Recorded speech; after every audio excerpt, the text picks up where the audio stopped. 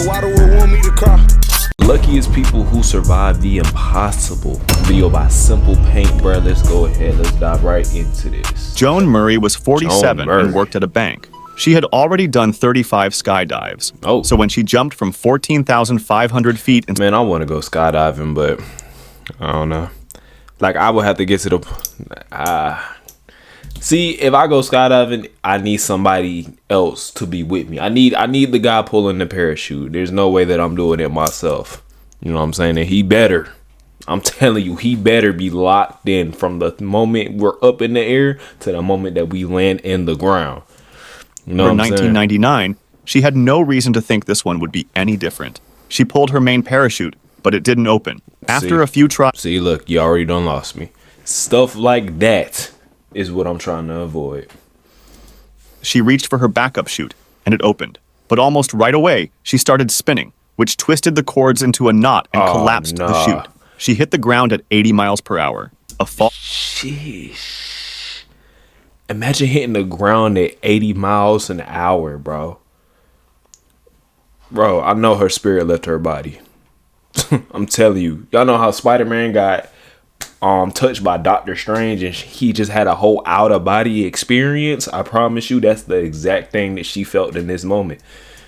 That is almost never survivable. The entire right side of her body was crushed, and doctors had to do 20 surgeries and 7... You know that God was on her side. Shit. ...blood transfusions to keep her alive. The reason she survived was just crazy. It turns out Joan landed right on top of a fire ant mound. The impact... Man, you are not finna convince me that she survived because of some fire ants. So not only did she embrace the ant, you know what? Her adrenaline was probably so high that she didn't even probably notice the fire ants. Probably, more than likely. The colony, and hundreds of ants swarmed her. They stung her over 200 times. Fire ant venom has a chemical called solanopsin that fires up the nervous system. So much of it got pumped into her that it kept her heart beating until paramedics got there.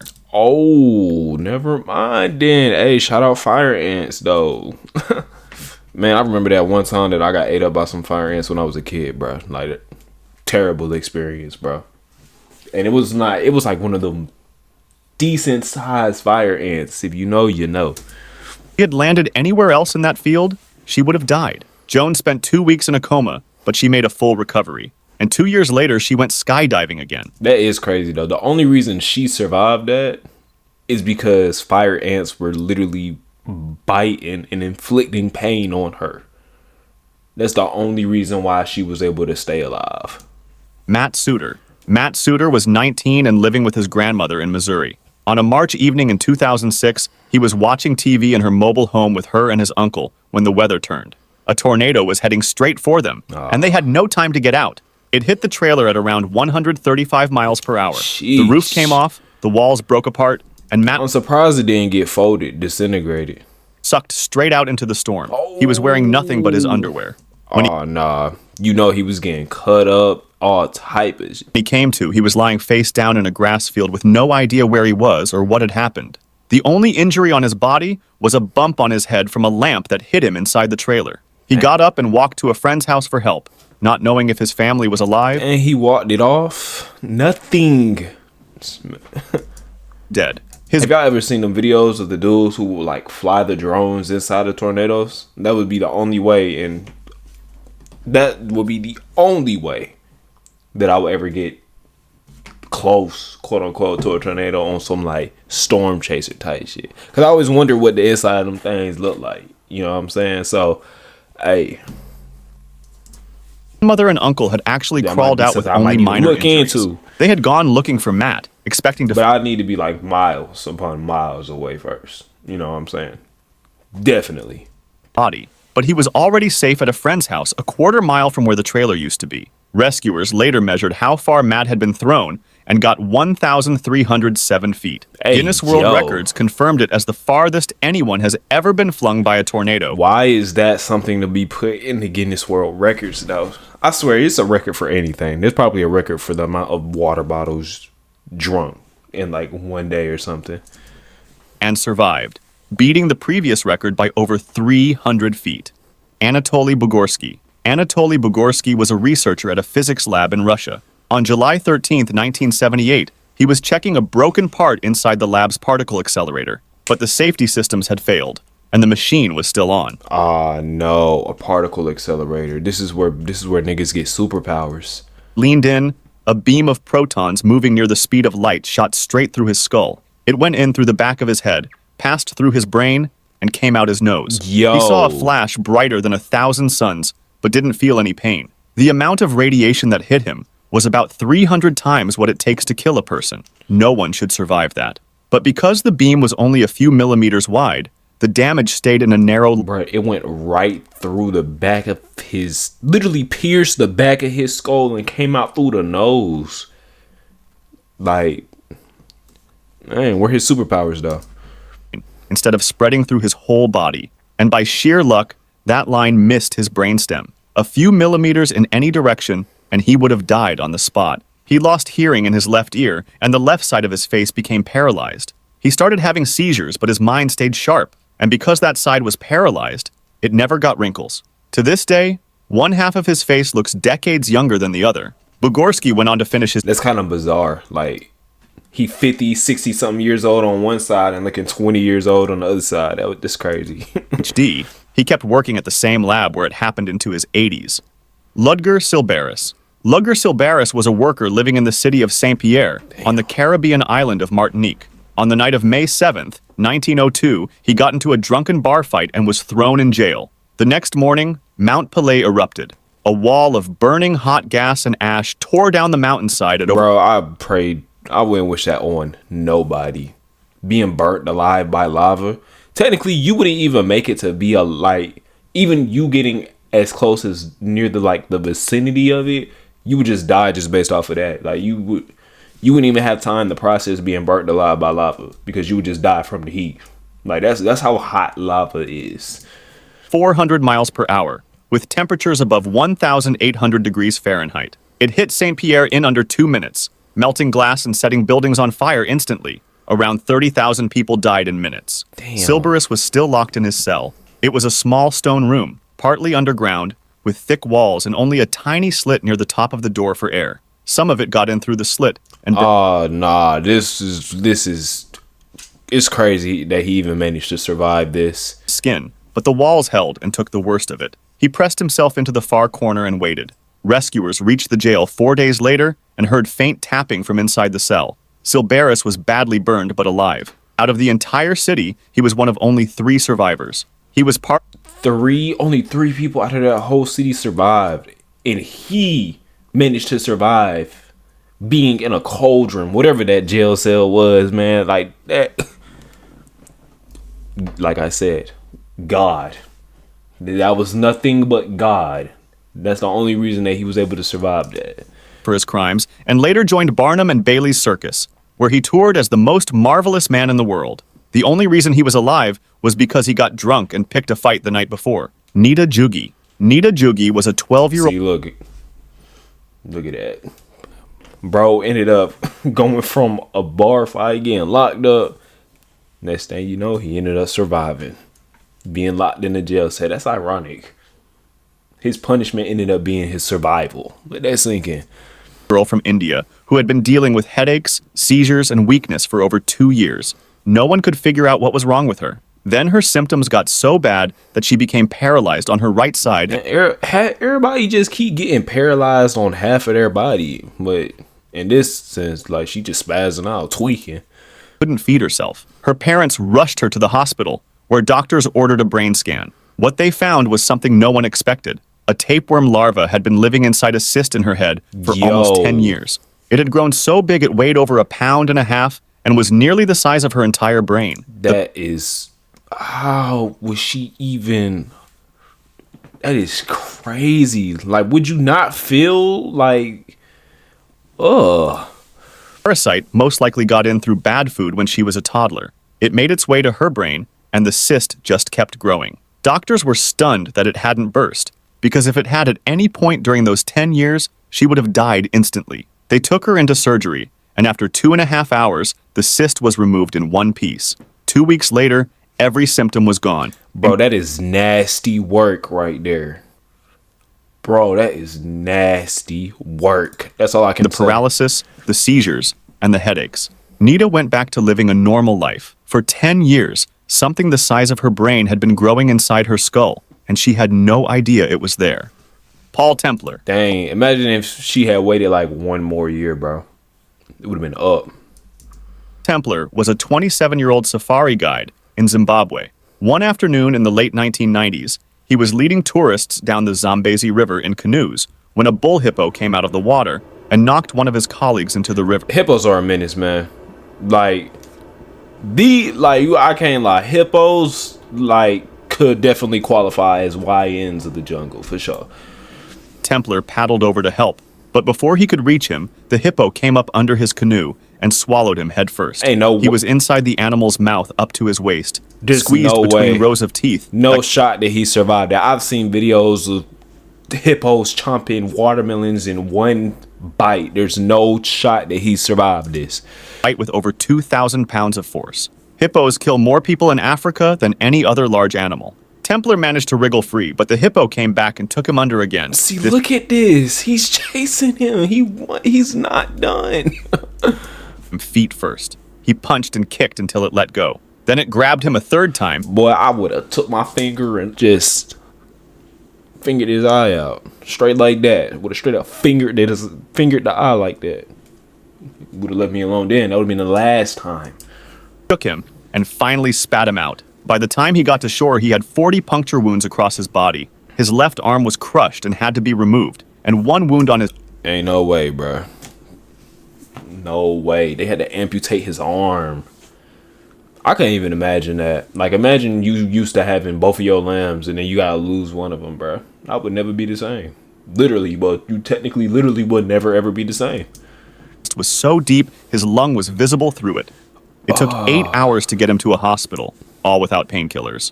The only reason he survived was that the hippo kept letting go. If it had bitten down fully even once, he would have been cut in half. Betty Lou Oliver. Betty Lou Oliver was 20 years old and working as an elevator operator on the 80th floor of the Empire State Building. On the morning of July 28th, 1945... I'm sorry, I don't even know if it's worth living at that point, bro. He got mauled alive. You could see his lungs. Literally see his lungs. He lost a whole arm, a whole limb. Is it really worth living at that point? I don't know, bro. I don't know. I bet you he can't walk the same. He can't do a lot of the same things anymore. A thick fog had rolled over New York City, and a B-25 bomber pilot flying through it was too low. His plane slammed into the building between the 78th and 88th floor. Hey, y'all chill with them jokes. Y'all chill. I already know what some of y'all thinking, bro. Y'all need to relax. Killing the pilot, his crew, and 11 people inside. Betty... Join Planet Fitness for $1 down, $15 There we go a with month, the and get free ads. massage amenities all month. Hey, look, remember, this channel ain't at 1K. We get this channel to 1K subscribers, I'll get YouTube Premium for this channel too. You know what I'm saying? Deal ends May 15th. Betty was thrown by the blast and hit a wall. She had burns across her body, a broken pelvis, a broken back, and a broken neck. Everything. First responders arrived and loaded her onto a stretcher. To get her down to the ground floor, they put her in another elevator. But the crash had weakened the cables, and as the car passed the 75th floor, they snapped. Oh, it just keeps getting worse for her. Just keeps getting worse, bro. Dropped 75 stories down the shaft. She survived that too. The broken cables had fallen to the bottom of the shaft before she did, and piled up like a coil, which cushioned the landing. On top of that, the sealed shaft trapped air under the falling car and slowed it down just enough. Betty spent several months in the hospital, but made a full recovery. She had survived a plane crashing into her building and a 75-story elevator fall, back-to-back. That is nothing but God's work right there. I'm gonna keep saying it. You survived a plane crashing into the building. You got sent into the wall on some invincible type. Know what I mean? Then you got transported into the elevator. The elevator collapsed. First of all, the dude that put you in the elevator, that was low-key stupid. That was low-key kind of stupid. Now that I really think about it, she should have been escorted out of there by helicopter. Morning. Danny Pienaar.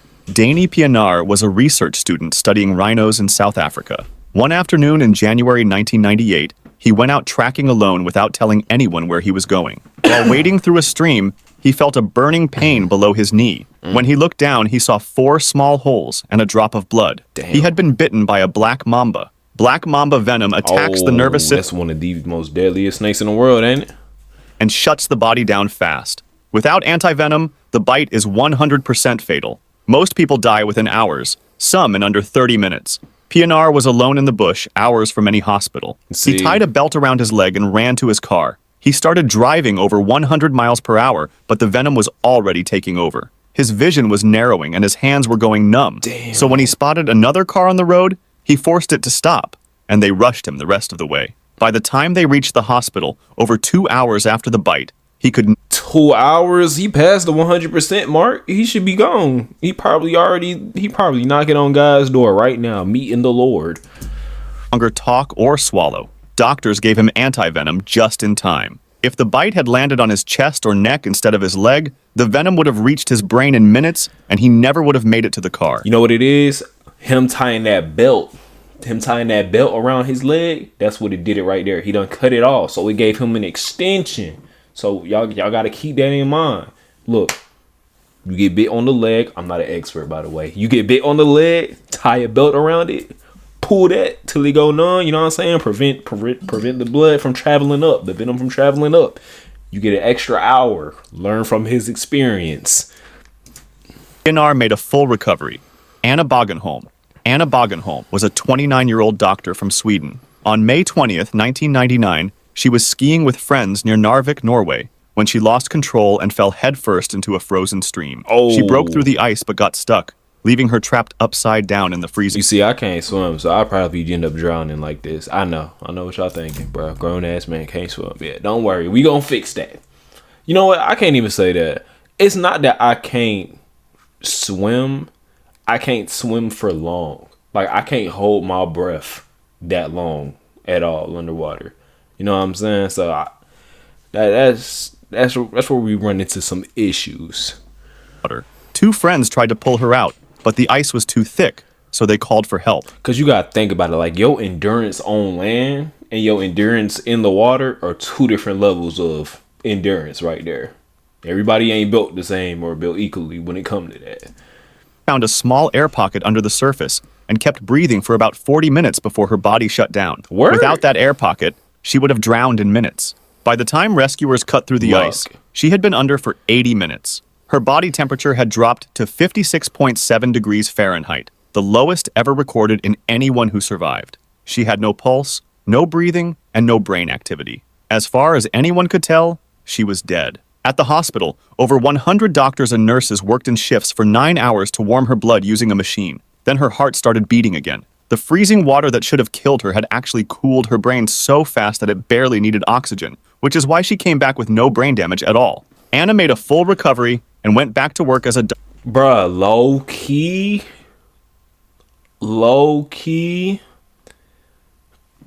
Hold on a second. She just proven that we could technically, I'm not saying that it's possible, but technically, we could freeze humans. You know what I'm saying? On some like 2050 type, 3005 type shit. Low key, you know, in capsules. Low key, she just proved that with this right here. That's the only reason she survived, because her brain technically got frozen. That's, hey, this might be proof of the future right here. at the same hospital that saved her. Ewa Wisniewska. Ewa Wisniewska was a German paraglider training for the World Championships in Australia. On February 14, 2007, the sky looked clear, so she took off. But shortly after, a massive storm formed right above her. How did you not know this was going to happen? There's no way the storm just spawned. Like, I'm assuming she didn't check the weather forecast. No, there's no way she didn't check the weather forecast. Telling me this storm just spawned? Like, caught her and started pulling her straight up. She had no way to fight it. Within minutes, she was rising at over 40 miles per hour, and the higher she went, the colder and darker it got. Man. Lightning was going off all around her, and hail the size of tennis balls was hitting her from every direction. Then she blacked out. While she was unconscious, the storm carried her to 32,634 feet. That's higher than Mount Everest and near the cruising height of a passenger jet. That is insane, bro. At that height, there's almost no oxygen, and the temperature drops to a... She is technically in the, what is it? Is it the ozone layer? She's practically in the ozone layer, bro. She about to leave the atmosphere. I'm surprised that she didn't. minus 40 degrees. Her body was covered in ice.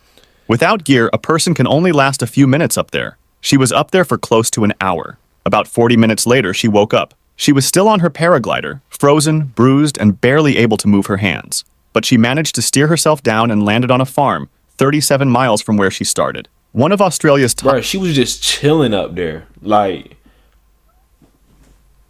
would it not come that... I don't understand how paragliders work because I ain't never been on one. But I just assumed that you were gliding. You mean to tell me she was gliding for more than 40 minutes to an hour in the air with a paraglider, bro? I'm just saying, in my mind, I'm thinking she would come down eventually. Like, I don't get that right there. That's crazy, bro. Paragliders said her survival was like winning the lottery 10 times in a row. Truman Duncan. Truman Duncan was a 40-year-old railroad worker in Claiborne, Texas. In June 2006, he was riding on the front of a slow-moving train car heading to a repair dock. Oh, my gosh. Something he had done hundreds of times. This time, he slipped and fell between the cars. I already knew it was about to be... I already knew this is where this was going, bro. Ooh. Getting ran over by a train. And not that type of train. But getting ran over by a train, bro. He tried to run, but the wheels caught his lower body and dragged him about 75 feet down the track. Ooh. I know that's crazy work, bro. That is some nasty work right there. The wheels dragged him. He should be dead. Before the car stopped. The train had cut him nearly in half through the pelvis. One leg was completely gone, and the other was hanging on by a single strip of muscle. Oh. That's crazy work right there. I know he feels that too. Oh my gosh. Was still conscious, and he pulled out his cell phone and called 911 himself. No way, and he still had to pick up the phone and call somebody. I ain't gonna lie. If that was me, I might have given up right there. I might have just given up, bro. I ain't no quitter, but for something like this, I might have just given up, bro. That seems like unbearable pain right there, bro.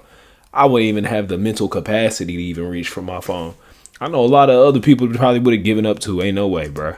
Called his family. It took paramedics 45 minutes to find him in the massive rail yard, and he stayed awake the entire time. The reason he didn't bleed out was that his body went into a kind of emergency shutdown. Blood flow slowed to protect what was left. His heart, lungs, liver, and one kidney were all still working because the cut happened just low enough to miss them. A few inches higher and it would have gone through his organs. Bro. Duncan went through 23 surgeries over 4 months. He now uses a wheelchair, but he made a full recovery and went back to work. Man, bro.